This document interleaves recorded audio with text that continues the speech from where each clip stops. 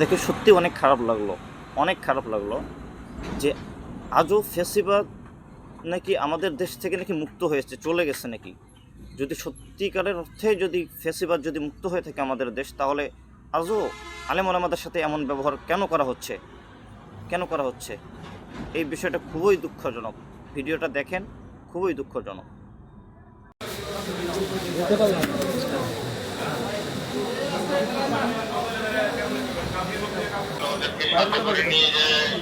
ভিডিওটা দেখে আমি এই কথা বলবো না যে আমি বাংলাদেশের প্রশাসনের কাছে এই কাজটা আশা করিনি, এই কথা বলবো না। কারণ বাংলাদেশের প্রশাসন সব সময় আলেম ওলামাদেরকে ইজ্জত কীভাবে করতে হয় এটা তারা জানে না, এবং সব সময় আলেম ওলামাদেরকে তারা অপমানিত, লাঞ্ছিত করে। এবং এই ভিডিওর মধ্যে আপনারা দেখতে পাচ্ছেন যে এনাদেরকে কীভাবে তারা কষ্ট দিচ্ছে এবং অপমানিত করতেছে, অপদস্থ করতেছে। ভাই, সবাই একটু নিজের জায়গা থেকে আওয়াজ তুলুন এবং এই আলেম ওলামাদের পাশে দাঁড়ান। ভাই দেখেন, আপনাদের যখন বিপদ আপদ হয় তখন তো আলেম ওলামা আপনাদের পাশে দাঁড়ায়। আপনারা তাহলে কেন পারবেন না ভাই?